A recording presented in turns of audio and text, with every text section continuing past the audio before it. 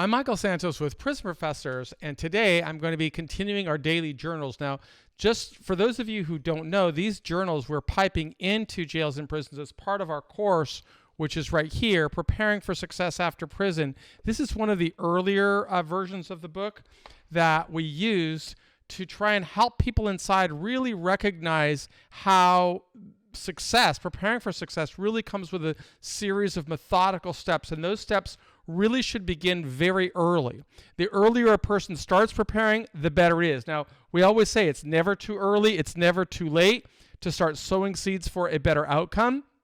But we also say that we never ask anybody to do anything that we didn't do. And by methodically documenting a strategy, a person puts themselves in a better position to prepare for success.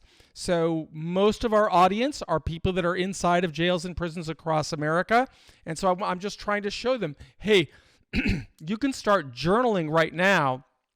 And as long as that journal aligns with your overall release plan, you're going to be in a better position. So let me read as I would read to the people in prison, because sometimes it's helpful for those people who are reading on tablets to develop their reading skills. And that's one of the reasons that we read and show the document right there on the screen. So this is our journal entry from Wednesday, July the 5th, 2023. And we're talking about building advocacy platforms. If a person's in prison, he or she should always be thinking about, how can I self-advocate? What steps can I take to position myself for success in the weeks, months, years, and decades ahead? And again, we're trying to show people, not just tell people, show people, what does that mean? So here is a journal entry from Wednesday, July the 5th, 2023. I'm building hope with the new platform we're building at prisonprofessorstalent.com.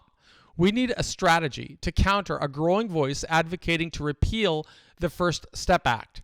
This project will serve as an antidote for such misguided calls, and we'll use it in our advocacy efforts for all people in federal prison.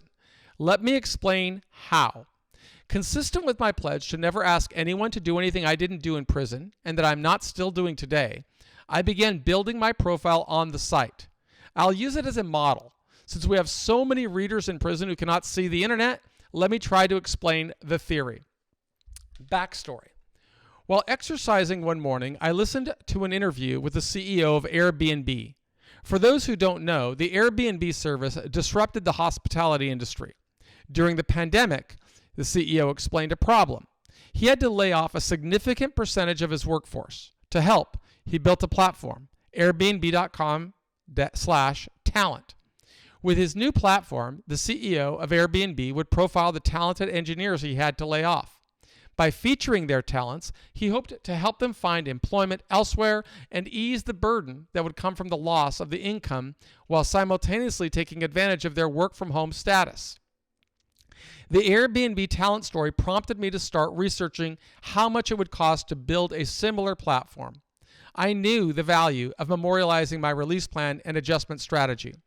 While serving my sentence, I continuously worked to document the steps I was taking to prepare for success upon release. At the beginning of my journey, I used to write journals by hand. A few years later, I began to bind them into a document I could distribute. I called my portfolio of accomplishments.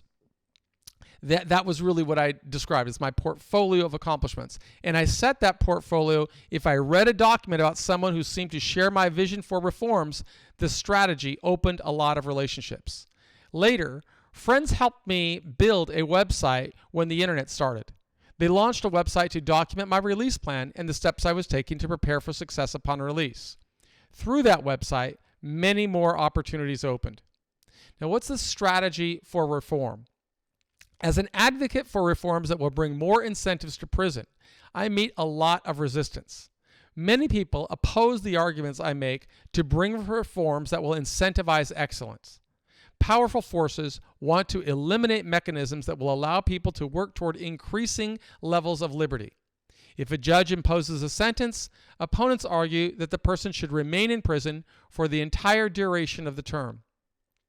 We need to show that our nation incarcerates too many people and that they serve sentences that are far too long. If a person is not a threat to society and the person has a place to live and a job, I argue that the person should be on a work release program. To persuade others that this change makes sense, we need data. Our new platform, PrismProfessorsTalent.com, will help us present the data. Anyone with an internet connection will be able to see the steps a person is taking to prepare for success upon release. The site is now live, though our team continues to build upon it. Since people in prison cannot see it, I will create a workbook to profile the site with pictures and to show others how to use the site. The steps follow. Step 1, send an invite to interns at PrismProfessorsTalent.com. Step 2, our intern will accept the invite. Step 3, once our interns can communicate with the person in prison, we'll ask for the following information to build the profile: registration number, name of the institution, mailing address, date confinement began, sentence length in months, projected release date, RDAP eligibility, earned time credit, and if you'd like to send a headshot to complete your profile, your family may send an image. Step 4, our intern will send daily lessons to all participants, prompting ideas on how to use time inside to prepare for success outside. Participants can respond. Our interns will copy and paste the responses into the individual's profile. Participants may send daily journal entries, book reports, updates to the release plan they're building. Our program isn't a magic pill. It is a deliberate strategy that we are building to show many people how they're using their time inside to prepare for success after prison. As we record the profiles of hundreds of people, our voice for reform grows stronger. As we record the profiles of thousands of people, we become the change we want to see. I'll continue working to find sponsorship from businesses and individuals to build the platform, and we hope to feature you.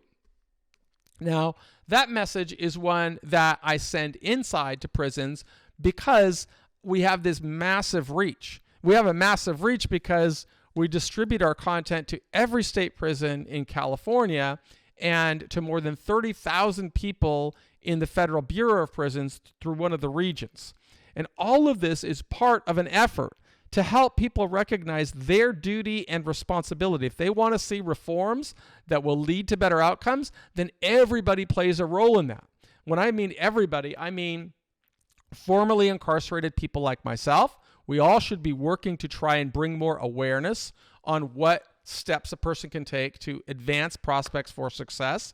And that success is at sentencing hearing, during prison, on supervised release, on the other side of the journey, right? We've got to share the stories that can work. Then we also need people in prison to understand their role, because people in prison, if they're not documenting their strategy for success, they face real challenges when they come home. And if those challenges result in recidivism or homelessness or unemployment and underemployment, right? The system, then, people don't get it, and taxpayers are not going to really understand why. So we have to profile these stories and hopefully profile the people who are succeeding. And by doing that, we can then influence administrators and we can influence legislators, and that's how laws and policies, that's how we work to try and change laws and policies. That's what advocacy means. So it works on both a micro level and a macro level. On a micro level, it works for the individual who's trying to advocate for himself or herself that's the micro level. On a macro level, it works for advocates when we're trying to profile why we need reforms that will change laws and policies that incentivize excellence. My whole mission has been to try and change the system so that we don't measure justice by the turning of calendar pages, but rather by an individual's efforts to prepare for success upon release. That's what we do, and we hope that you'll become a part of the effort.